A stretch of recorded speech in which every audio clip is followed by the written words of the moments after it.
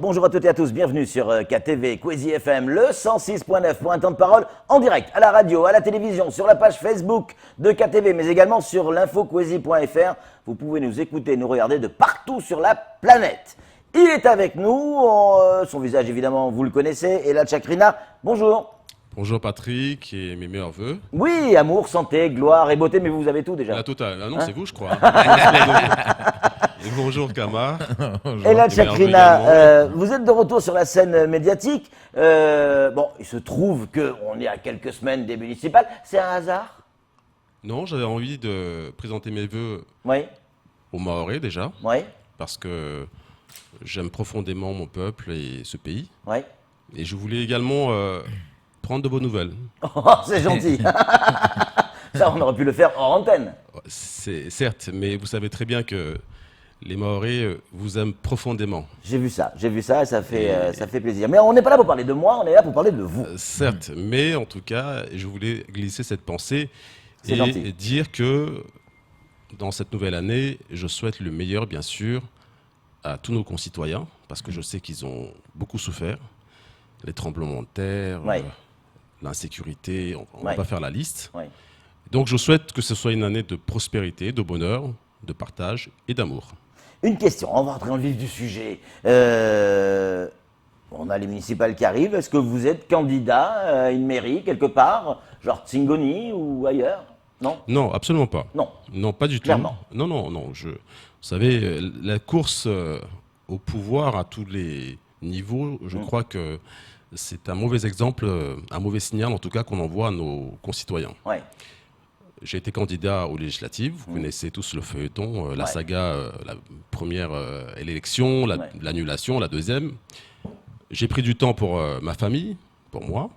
Maintenant, je vais aider des amis qui souhaitent se présenter dans différentes municipalités. C'est-à-dire que vous allez soutenir une liste.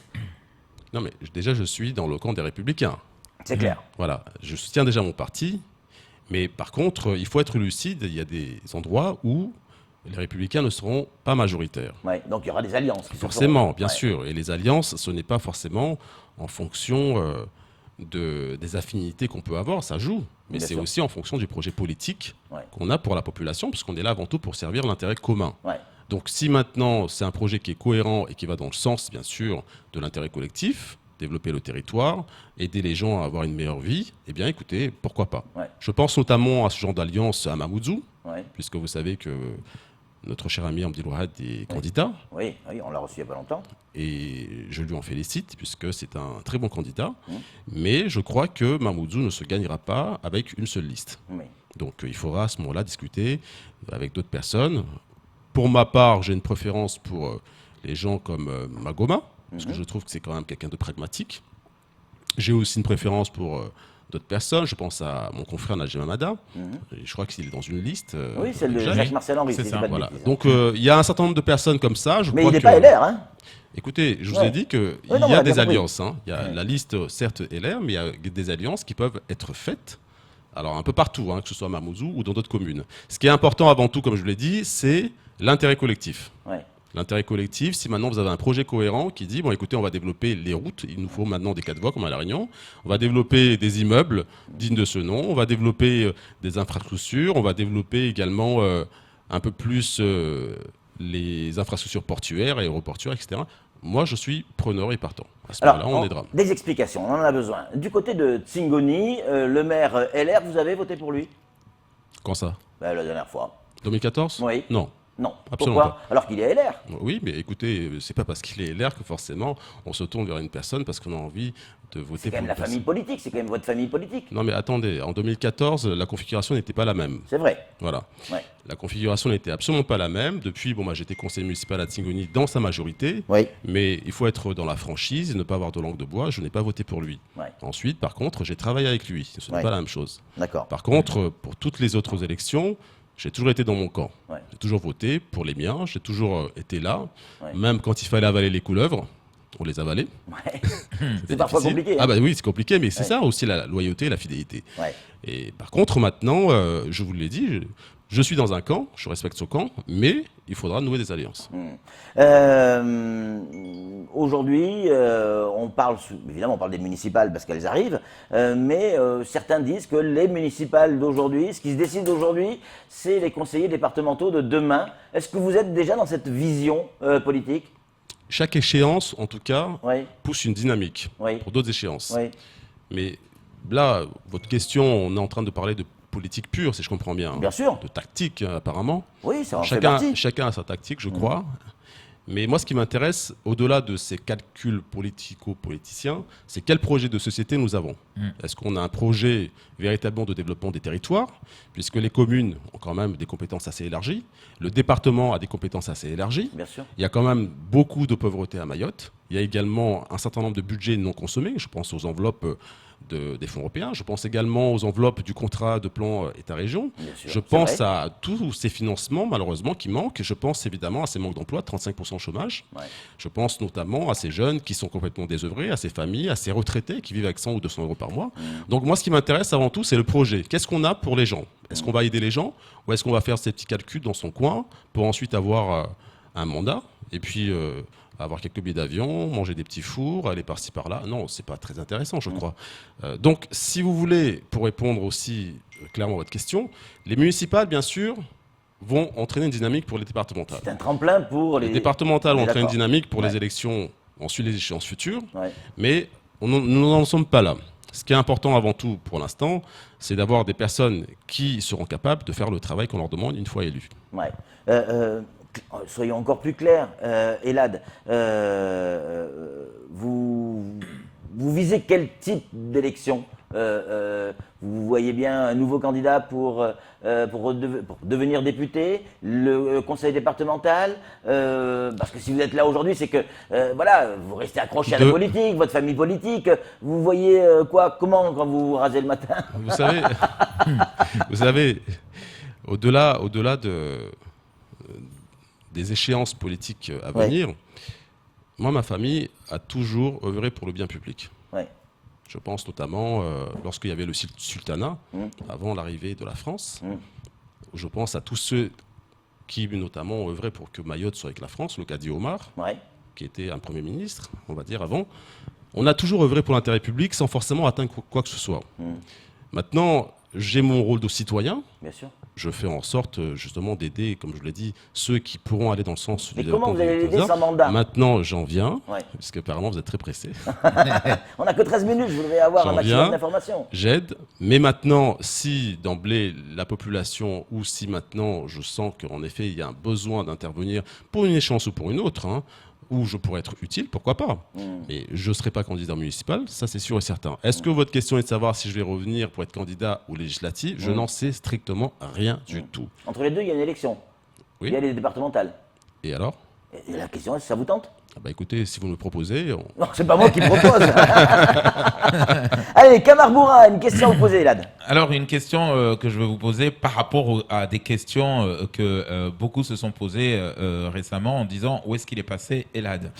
Pourquoi je vous pose cette question? Parce que les gens se sont demandé quelles sont déjà vos relations aujourd'hui avec nos parlementaires actuels.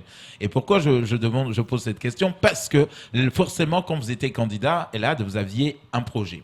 Les gens se posent la question, où est-ce qu'il est passé ce projet? Est-ce qu'aujourd'hui, ce projet, puisque vous n'êtes pas passé à député, est-ce que vous l'avez rangé quelque part dans les cartons? Est-ce que vous l'avez soumis à certains parlementaires? Aujourd'hui, avec votre famille politique, Mansour ne peut pas tout seul mener le combat. Vous en êtes où avec ce projet? Est-ce que vous l'avez rangé? Est-ce que vous l'avez soumis à d'autres parlementaires? Quelles sont vos relations? Écoutez, déjà, il faut savoir que ce n'est pas le Parlement qui décide. Le Parlement vote la loi. C'est le gouvernement qui décide. Et moi, je me félicite de voir que beaucoup d'avancées ont eu lieu. Quand les choses vont bien, il faut le dire. Je remercie en effet le gouvernement d'avoir fait en sorte qu'il y ait une brigade de gendarmerie à Congo. Ça faisait partie de mes projets. J'en parlais souvent ici. Le rectorat, il existe maintenant, de plein exercice. Il faut s'en féliciter. L'ARS. L'ARS également. Ça, nous en parlions, parce qu'on disait, pour que les compatriotes comprennent bien, le budget de la santé de Mayotte était à La Réunion, majoritairement géré par les Réunionnais. Maintenant, on va avoir notre budget propre, plus accru, et donc on pourra avoir une offre de soins plus importante. Donc il y a un certain nombre d'avancées qui faisaient partie justement de ces projets-là. Alors, j'espère que pour ce qui est du centre universitaire, qu'on puisse avoir une université de plein exercice dans les années à venir. Bon, j'entendais dans votre journal, on parlait de... Quand même, là. Écoutez, j'espère, oui. Mais en tout cas, je pense qu'il y a la volonté de faire en sorte qu'il y ait une université de plein exercice et il faut s'en féliciter. Donc ça faisait partie de ces projets-là. Maintenant, moi, il y a un projet qui me tient le plus à cœur, c'est la création d'un comité des sages villageois. Et ça, je crois qu'il faut une implication de tous les acteurs publics et de la société civile. Pourquoi je vous dis ça? Ce n'est pas anodin. Il faut avant tout une démocratie de proximité pour dénouer ce malaise qu'il y a dans la société. Qu'est-ce qui se passe? Où sont les problèmes? Les identifier, les traiter, faire intervenir des acteurs publics de l'État, des acteurs communaux, les acteurs de la société civile, les acteurs spirituels, puisque ce n'est pas seulement les cadis. Je ne pensais pas seulement aux cadis, avec, bien sûr, ils ont leur place, mais je pense notamment aux chefs religieux, puisque vous savez, vous avez les personnes qui sont devant de la scène, et vous avez ceux qu'on ne voit pas, mais qu'on connaît dans les villages, voilà, mais qui influencent énormément, pour justement créer on va dire, décristalliser ce malaise profond qu'il y a dans nos sociétés. Et puis, un autre élément important, c'est la coopération judiciaire. Parce qu'il faut absolument que l'État français puisse coopérer judiciairement avec l'État comorien ou l'État malgache ou tout autre État, de telle sorte à ce que tous les délinquants étrangers qui doivent être expulsés, que ces délinquants puissent également purger leur peine dans leur pays d'origine. Ouais. Ça nous éviterait évidemment d'avoir ces problèmes de va-et-vient de ces délinquants. C'est-à-dire quelqu'un qui serait condamné à Mayotte, selon vous, doit être transféré, s'il s'agit d'un Comorien, transféré aux Comores et il fait sa peine de prison aux Comores. Bien sûr, tout à fait, parce que mais jugé en France, c'est-à-dire à Mayotte. Oui, mais jugé, parce qu'il y a ce qu'on appelle les procédures d'exéquatur. Ouais. Si maintenant il y a une coopération judiciaire, vous savez, c'est comme une forme d'extradition, on va dire, c'est comme ça. C'est ça. Voilà. Vous avez purgé également votre peine dans votre pays d'origine parce que vous êtes à la fois un danger pour votre pays d'origine, également pour la société sur le territoire dans lequel vous êtes venu. Et enfin, il y a en effet un autre grand projet que j'aurais souhaité, ce sont ce qu'on appelle, moi ce que j'appellerais les grands travaux de Mayotte. C'est-à-dire, quand on va à La Réunion, on est tous ravis d'avoir un bel aéroport, de voir des 4 voies, de voir en tout cas un territoire bien aménagé. La route du littoral. Absolument. Donc, enfin, c'est pas le meilleur exemple pour moi, mais en tout cas, bien sûr. voilà. Mais quand vous allez à Maurice également, puisque Maurice c'est quand même incroyable, vous voyez bien, il y a des industries, vous voyez, il y a du offshore, enfin, c'est magnifique. Quand vous allez aux Seychelles également, une industrie tonnière, il faut aussi une ambition pour Mayotte à ce niveau-là.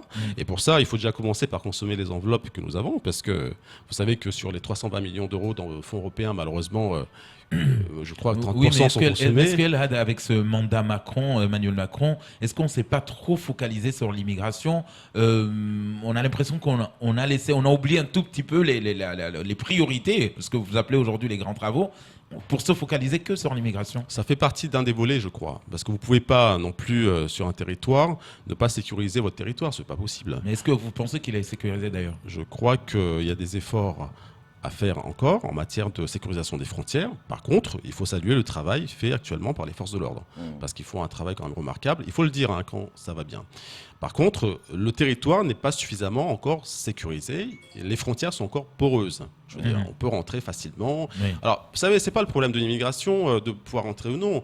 Qu'on puisse savoir qui rentre chez vous. Eh bien, chacun, la liberté de circulation, je veux dire, c'est aussi une liberté fondamentale, mais qu'on sache exactement où vous allez où, à quel endroit, pour faire quoi. Si vous rentrez comme ça, on rentre comme à l'improviste dans votre maison sans vous demander votre autorisation, eh bien forcément, vous allez avoir une réaction, cela va de soi.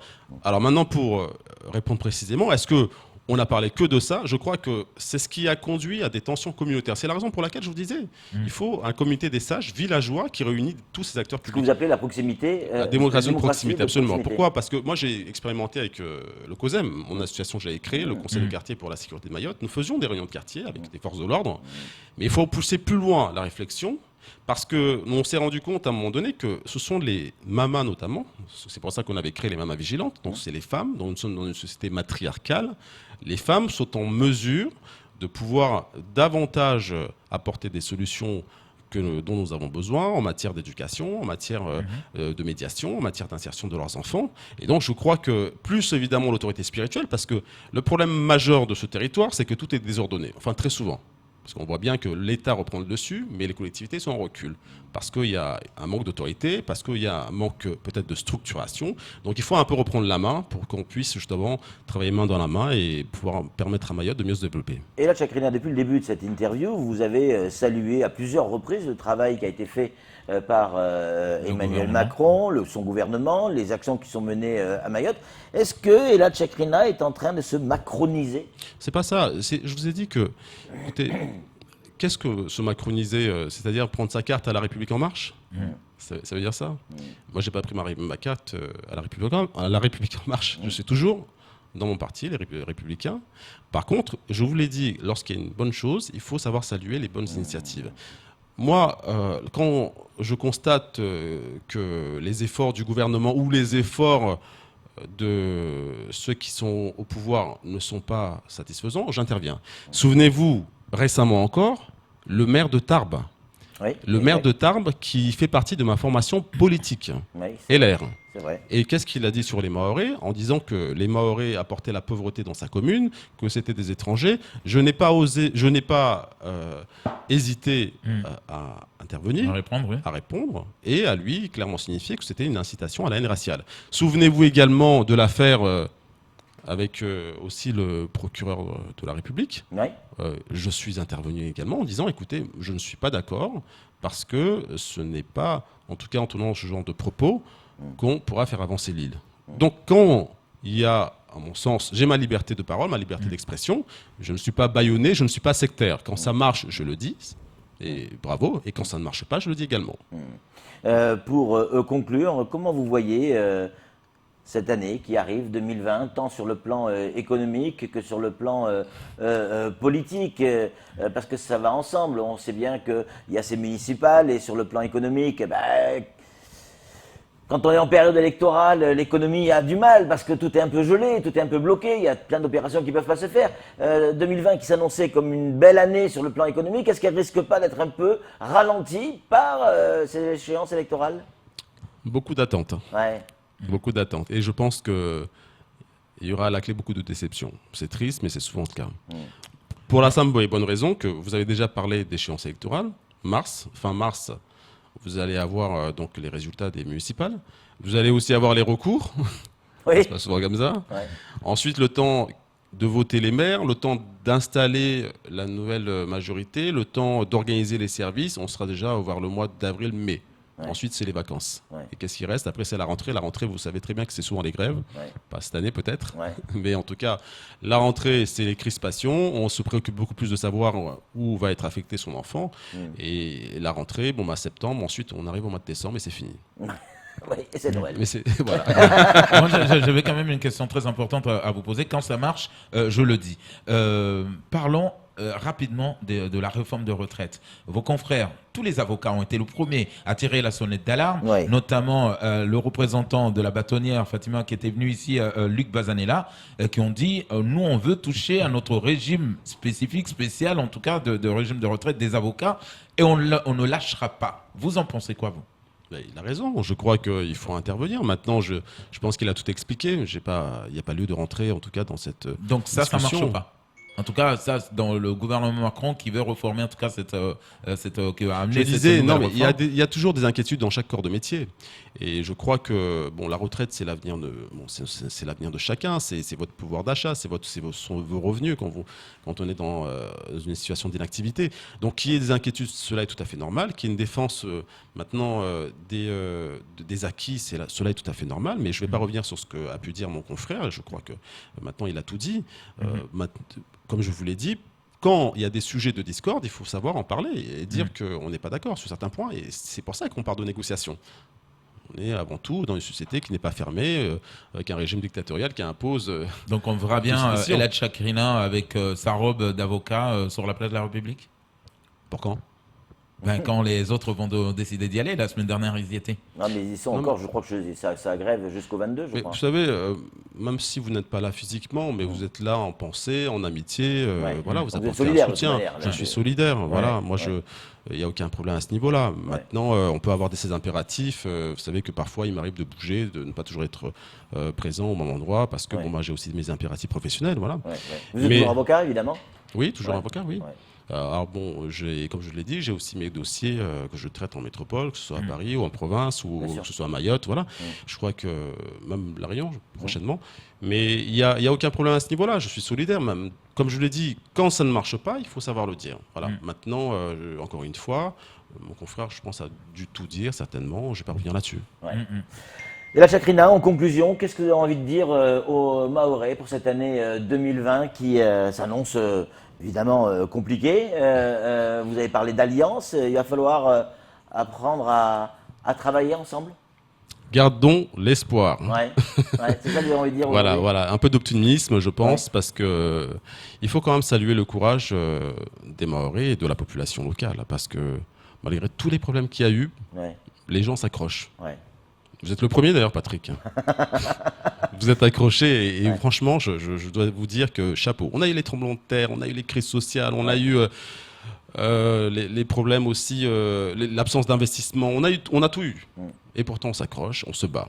Donc ça montre bien qu'au-delà, évidemment, des problèmes qu'on peut rencontrer au quotidien, on a profondément cette terre. Donc il y a de l'espoir, il y a de l'optimisme pour l'avenir. Gardons espoir, mais surtout, choisissons les bonnes personnes qui, demain, vous permettront d'avoir une vie meilleure. Et la Chakrina, merci beaucoup d'être Merci à venue vous. sur notre plateau Et et d'avoir encore- répondu à nos questions. Encore une fois, mes meilleurs voeux à toute la population de Mayotte et je vous souhaite le meilleur. C'est tout pour ce temps de parole. Tout de suite, la suite de nos programmes.